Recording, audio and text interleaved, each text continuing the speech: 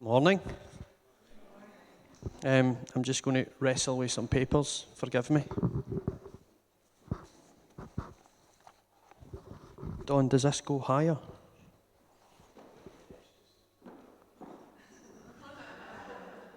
As if by magic.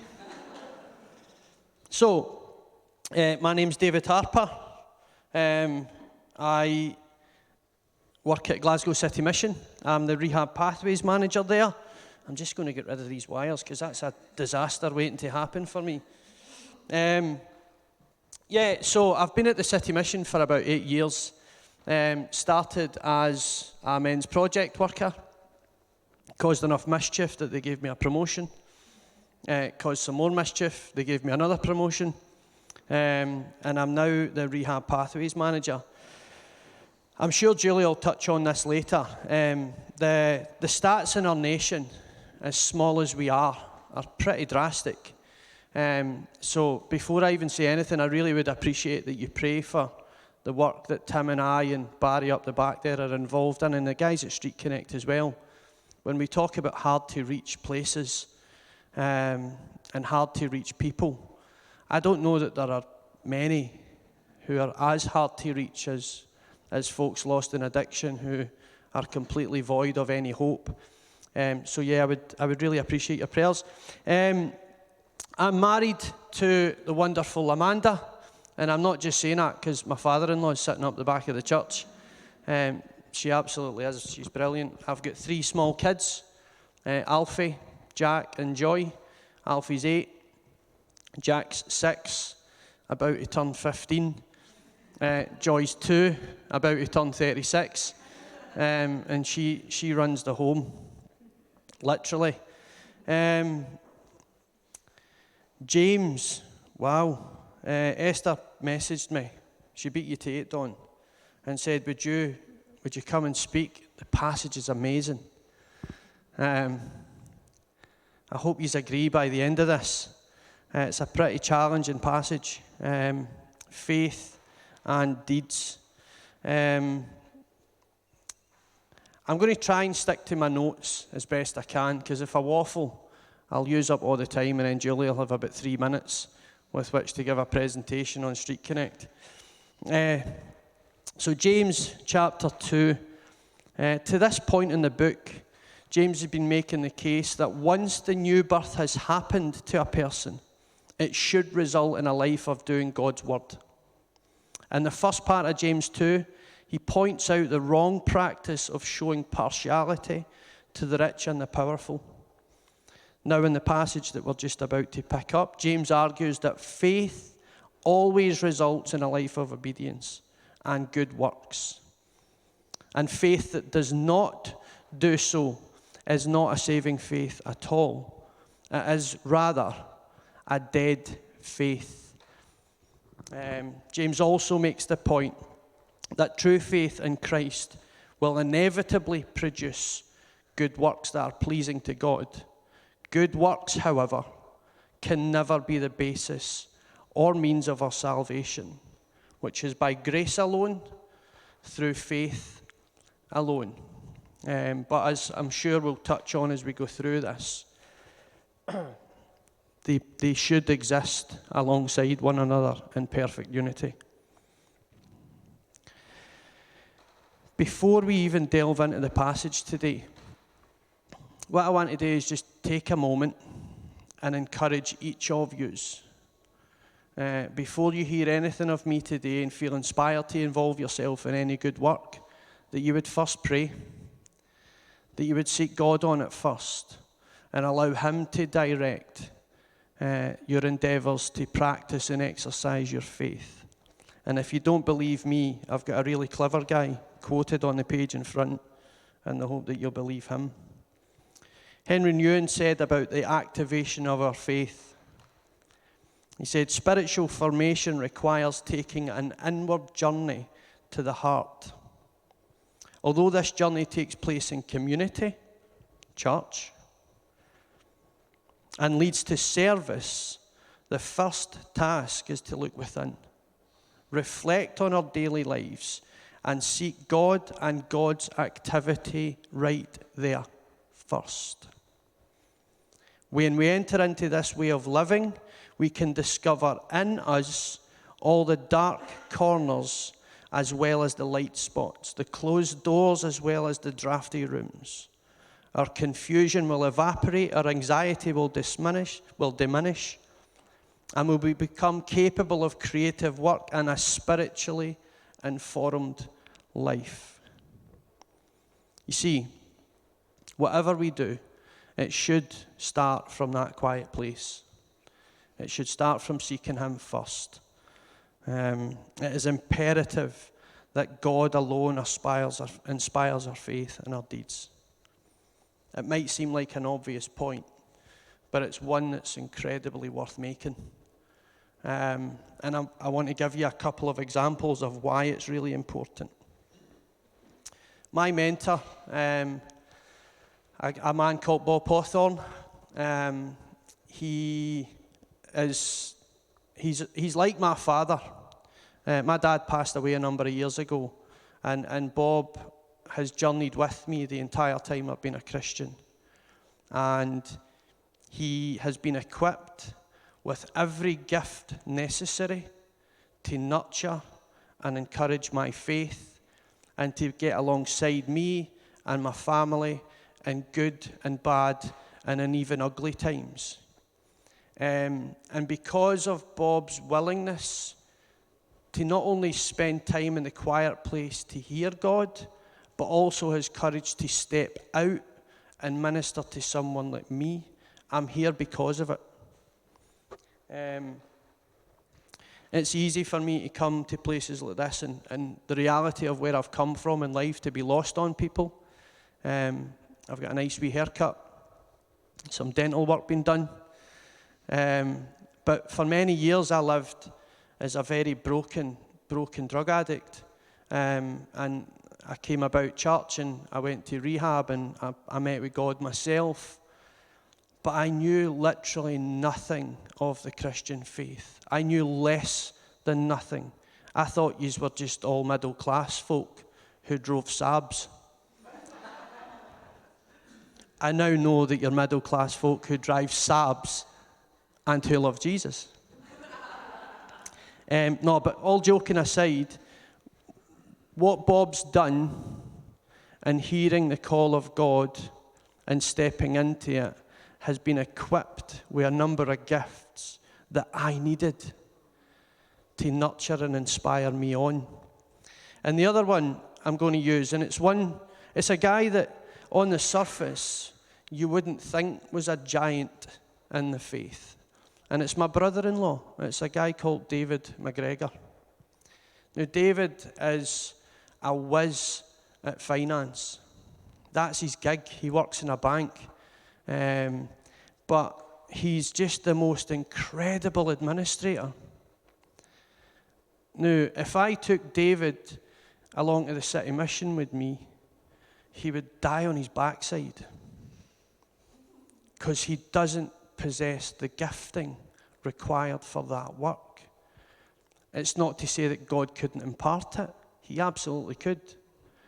But do you know what? God's equipped him for other good works, other good deeds.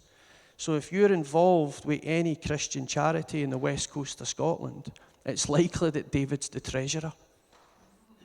It's likely that David's the guy who makes sure the bills are paid and the oil's machined, the machine's oiled, and it just works and it flows freely. So there's two obvious examples of men of faith who have responded from that place of trust and have entered into good works, but it looks completely different. The key is they spent time seeking God first and asked him, what should I be doing with the gifts and the skills that I possess?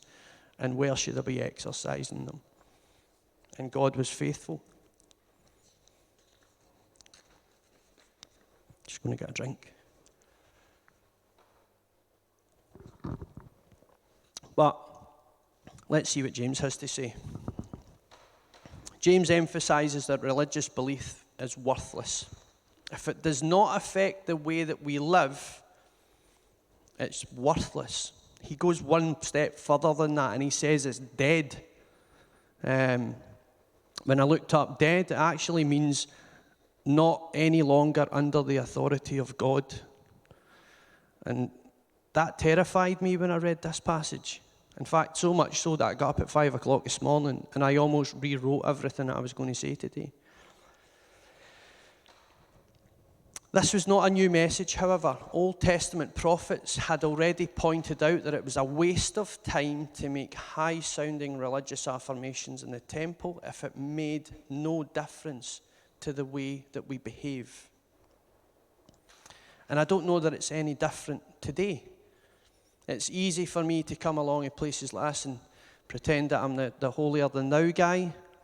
But if that doesn't translate into Wednesday afternoon when I'm on the school run and it's chaos outside the school and somebody cuts me up in the road and, well, you know the rest of the story. Our devotion to God does not end when we leave here on a Sunday. It should be a thing that's active and alive and is seen and manifests in every single aspect of our life. That's what God's heart is. That's what He intended. And it's our position and posture and responsibility in life to make sure that we're open to hearing Him. So, to our verses.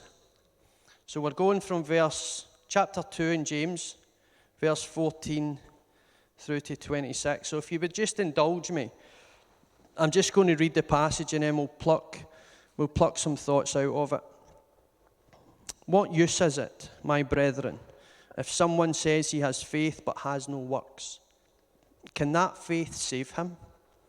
If a brother or a sister is without clothing and in need of daily food, and one of you says to them, "Go in peace, be warmed and filled," and yet you do not give him what is necessary for their body, what use is that?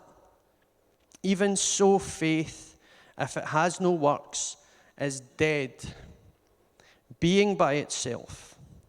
But someone may well say, "You have faith and I have works. Show me your faith without the works, and I will show you my faith by my works." You believe that God is one. You do well. The demons believe and shudder. But are you willing to recognize, you foolish fellow, that faith without works is useless? Was not Abraham our father justified by works when he offered up Isaac his son on the altar? You see, that faith was working with his works, and as a result of the works, faith was perfected. And that scripture was fulfilled, which says, Abraham believed God, and it was reckoned to him as righteousness. And he was called the friend of God. You see that a man's faith is justified by works, and not by faith alone. And the same way was not Rahab the harlot also justified by works when she received the messengers and sent them out by another way? For just as the body without the spirit is dead, so also faith without works is dead. So I want to just pick up those first couple of verses there, 14 through 17. And it's that word dead. Because we're all of us in church. We're all of us sitting here, I hope, people of faith. But if our faith doesn't then lead to works, James doesn't miss us here. He hits us right between the eyes. He says it's dead. And that's when I laughed after I get a message from Esther saying, cracking verses. And then I looked at him and thought, oh, yeah, until you have to stand in front of 100 people and read that aloud and go, right, guys, probably time to get honest and look at our faith and search our hearts before God and say, where am I actually at in my faith? How alive is this thing in me? What fruit is it inspiring? What's being nurtured in me? What am I nurturing for Him? No longer devoted to or operating under the influence of God. When I read that at literally 5:15 this morning, I got up early and almost rewrote everything. I thought, no longer devoted to or operating under the authority of God. The heart of real faith, saving faith, of real devotion, is to love one's neighbour as ourselves. James said that just a wee bit earlier on in the chapter. And I wonder, how well do we love our neighbour? By neighbour, it just literally means who we come into contact with of a day.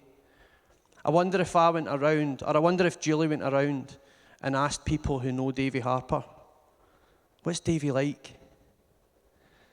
I wonder what they would say. I wonder if they would say, oh, do you know what? Davy's a man of great faith. He's involved in loads of really good work, and he demonstrates his belief in God every day.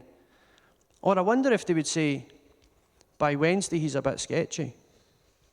He's been topped up on Sunday, but after a couple of school runs and a couple of shifts at the mission, he's pretty much empty. And what you get the remainder of the week is a wee bit crabbit, and a wee bit off, and a wee bit short. Because that's probably true. It's probably true. The community James was speaking to had a love for the law, but it left them passive. They treasured the word. They had this thing held in high esteem, and rightly so. But it wasn't practically being outworked. It wasn't having an influence on them, really. And again, I think we can be like that. How many of us, if we're really honest today, have a faith that's passive? Like when I was preparing this last night, that was one of the parts I kept, and I read it to my wife, who has far more faith than I, by the way, and she instantly kind of squirmed. She was like, oh. Because, again, as a household, my wife's a worship leader. She's involved in multiple things in the week that are of faith, and she indulges herself in this stuff. My kids are, like I said, 8, 7 about to be 15, 2 about to be 34. And all of them worship. And it's not because I've got great faith. It's because Amanda inspires that in them. She's always singing about the things of God. And I'm involved in things at the City Mission. I'm a professional Christian, if you like. And our faith at times can be really passive. Our daily outworking of this thing that we have been gifted, it's not always on fire, as we say in the church. Real faith, saving faith, produces fruit. And in this case, it's demonstrated as works. A faith that operates under the authority of God. A faith that's alive and not dead. James 2, verse 13, just before our passage, says that no mercy is given to the one who has shown no mercy. Our faith should lead us to be merciful. This will result in our good deeds and our actions, and this proves that our faith is operating under God and that it's not dead. It's really black and white. It's really cold truth, actually, which we need sometimes, if you're anything like me. Verse 18 and 19. Where are we? But some may say, you have faith and I have works. Show me your faith without the works, and I will show you my faith by my good deeds. You believe that God is one. You do well. Even the demons believe. And you see, it's not just enough to believe. It's not just enough to say, I believe in God. I believe in Jesus, and I believe that he died for me on a cross. It's not just that. It's not a singular thing. Scholars have argued that the type of faith that James is talking about here is merely an intellectual agreement. An agreement that God is one. And James answered them saying, very good. The demons believe that. And again, when I was preparing this and kind of reading it through with Amanda last night, that was the second point that she went, are you really going to say that? And I was like, well, it's not me, it's saying it. It's James. So if they're going to lynch anyone, it'll be him. And if it's not him, then it'll be Don. He asked me.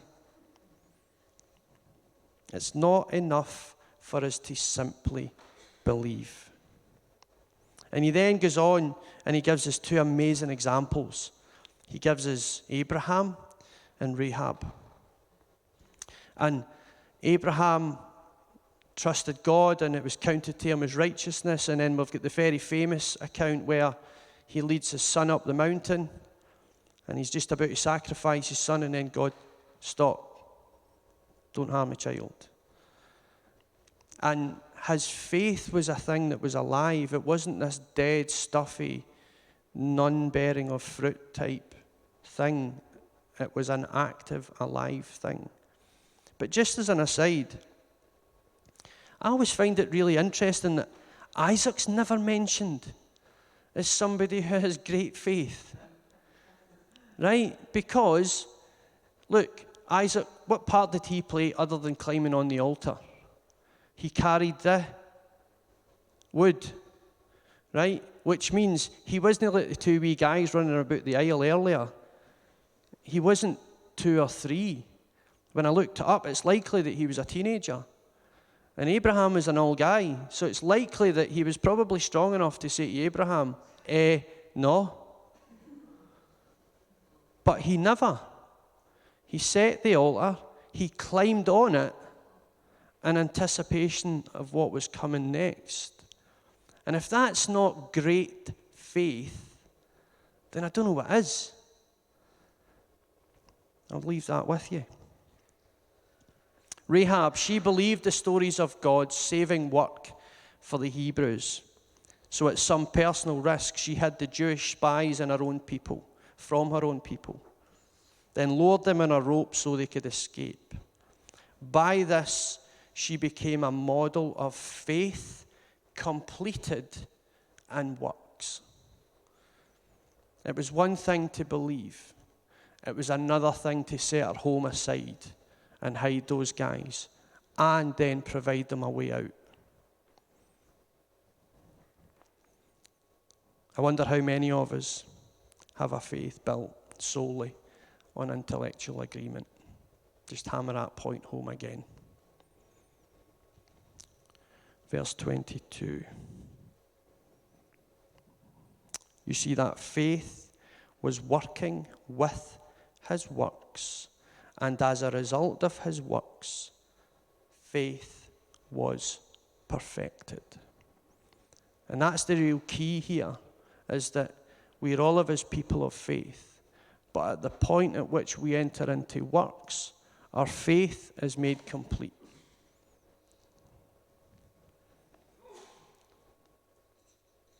Having faith to believe is good, but you must then work.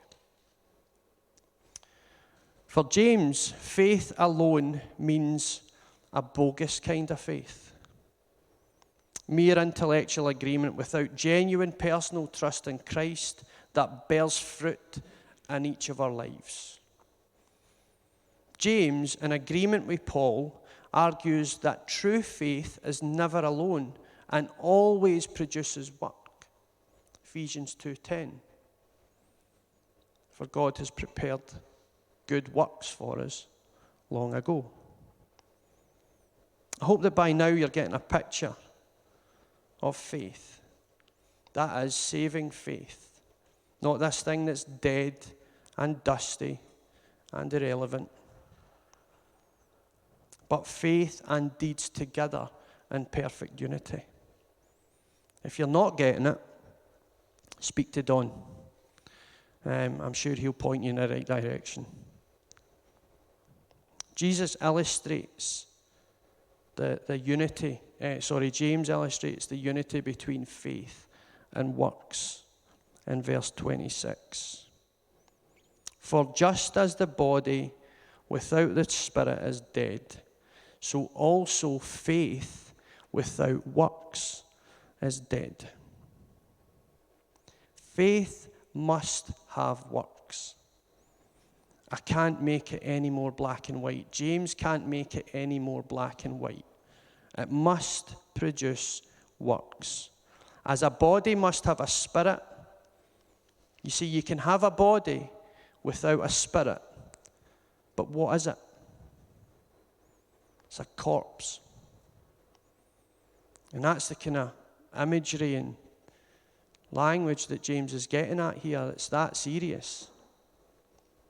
However, when the body and the spirit are together in unity, what do we have?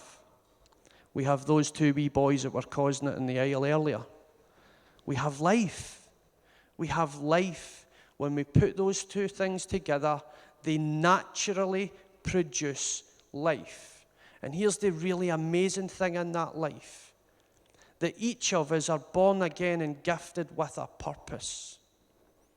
So for me on day one, I thought, I just want to get clean. And God had a big, vast, great plan, way bigger than I could have ever dreamt or imagined. And He's led me and He's guided me and He's brought people into my life throughout that journey that have nurtured that. And I stand here today, I own a home. Like, I know that might seem like not a big deal. You see the bad debt I've got in my history, and I own a home. Like when we went and we had the assessment at the bank, and everything went well, we left, and I says to my wife, that's not going to happen. They're going to do a check, and it's going to come back that I'm an absolute crackpot, and they're not going to give us the money. And I didn't believe right up until the day I was standing with a key in my hand, and I put it in the door and I turned it. I thought, I'm a homeowner. Only God. When I sat with my first son, after he was born, I thought, I never dreamt that I would be a dad. Never dreamt that I would get clean to ever be a dad. Only God. I never thought that I would have a second son or a daughter. I never thought that I'd be working at a place like the City Mission, where I get to share my faith every single day. I get to use the gifts and the abilities that He's inspired in me as part of my deeds, as part of my good works. Amanda goes mad at me because any time we're in the city centre, well, we actually avoid the city centre now because it's inevitable that I'll pass guys. And Amanda's like, but you're not at work. And I'm like, I know, but it's like 5 minutes. We'll just go and say hello. Well, inevitably, the 5 minutes turns into 25 minutes, and the rest is history. My kids think I give houses away. My kids think that's what my job is, that my dad gives people houses. Faith must have works, as a body must have spirit. You can have a body without spirit, but it's a corpse. Faith, deeds, body, spirit. Where there is unity, they bring life. My hope is today that you go away from this place and that you really honestly seek God on it and He shows you. I'll finish with a prayer thing that I learned recently about Dallas Willard. And he says his method of praying is he prays and he brings a thing before God and he waits 3 days. And if he's not heard anything, he goes and he prays again and he says, God, is there anything in me that's stopping me hearing you? And he then waits another 3 days. And get this, he said, I've never not heard God. So if you don't know what deeds you have to be involved in, go and ask.